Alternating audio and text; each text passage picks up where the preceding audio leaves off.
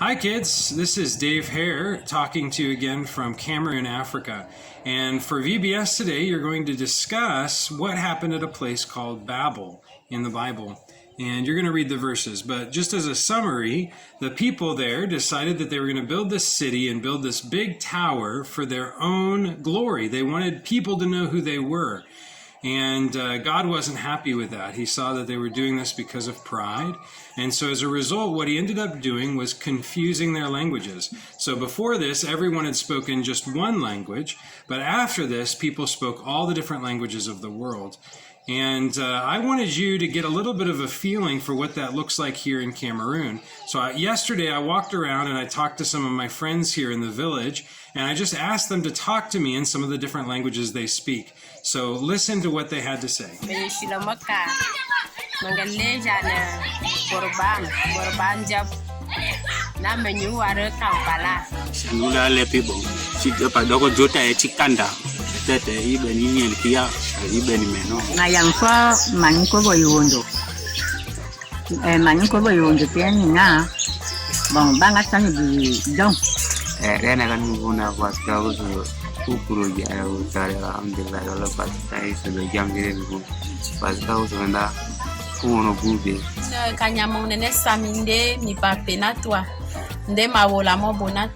Kami ani ande ingewola mo bonatwa kaola mine bon ingna mine temon mi pe kamije. Il était une fois un père et une mère. Ils étaient sans enfants. Et ensuite, donc, un jour, ils ont eu 2 enfants.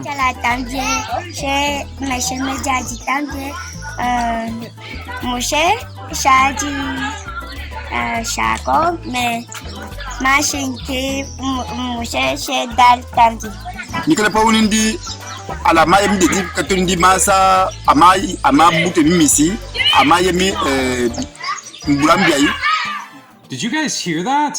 That was 8 different languages just here in this little village that I live in Cameroon, Africa. And that's just the beginning.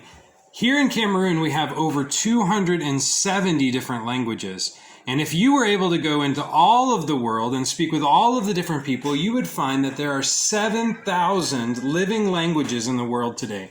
A living language just means it's a language that people actually use. And so what happened at Babel is that God went in and he confused their languages. And you could see how that would be difficult for everyone. Did you understand what people were saying when they were speaking in Baka or Maka or Pole? Did you understand anything? No, I didn't understand most of it either because I don't speak those languages. And there's this problem that was created at Babel. That problem was that people have a hard time working together. They have a hard time understanding because people speak so many different languages. And that problem is one of the main reasons that Stacy and I are doing what we're doing here in Cameroon.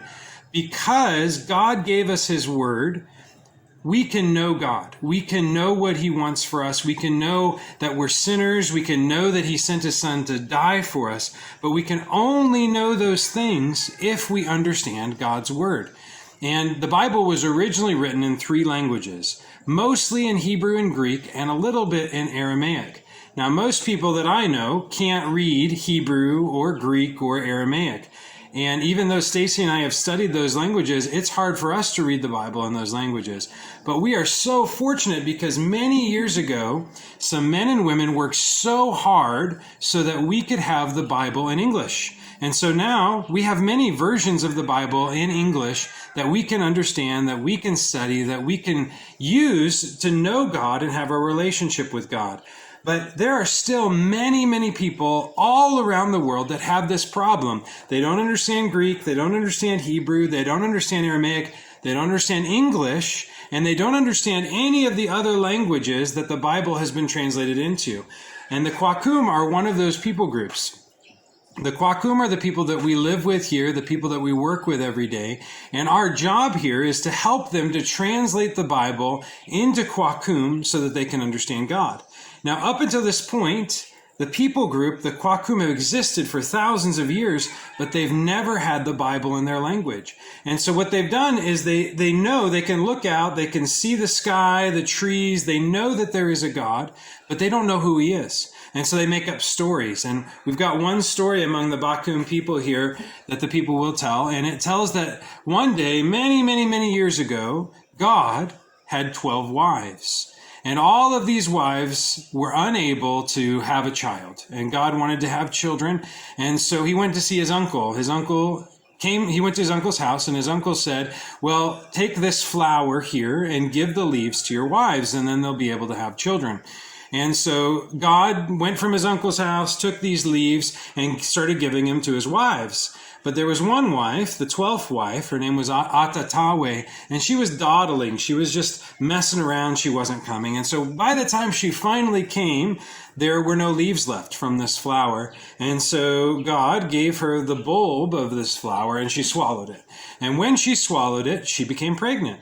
But there was a problem. Her stomach started to grow, and it started to grow. And it started to grow, and it kept growing until it was miles and miles long. And God's brothers had to go along and cut back all the brush just so she could turn and so she could move places because her stomach was so big. Eventually, according to this story, God's wife, Atatawe, gave birth to this child.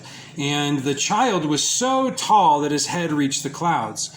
So God went to his uncle again and said, hey, I've got another problem. My child is too tall. And so the uncle came and sang a song to this son, and he shrank down to the normal size of a person. Now, does that sound like the God of the Bible to you? It shouldn't. The Bible doesn't say that God has a wife. The Bible doesn't say that he has 12 wives. Certainly, he doesn't have an uncle. He doesn't have brothers and sisters. God is the eternal God who's existed forever. And we can't know God without the Bible. And so what happens is that these people groups like the Kwakum have made up these stories to try to understand God. And what we've been able to start doing just now is start translating the Bible into Kwakum so that when they hear the stories from the Bible, they can know who the true God really is. And so far, we've translated the creation story with Adam and Eve. We translated the fall when Adam and Eve first sinned against God. We translated Cain and Abel, where the sons of Adam and Eve, where Cain, one of their sons, killed Abel, their other son. And then we finished the flood, where we talked about Noah and how God saved Noah from the great flood, where he was punishing the whole world. And just starting next week, we are going to translate the Babel story. We're going to translate the story that you guys have talked about during VBS. And we're really excited to see how God is going to use his word to give these people here, the Kwakum people, an understanding of who he is so that they can come to know him and know his son, Jesus Christ. And one thing that is absolutely amazing and astonishing and surprising is that God has already started to do that. Even though we only have these few stories, God has already started to work here among the Kwakum people that we live with. And tomorrow, you're going to get to meet some women who were recently baptized and became believers to follow after Jesus Christ, even just based on the little that they currently know. So I'm excited about that, and we'll see you guys tomorrow.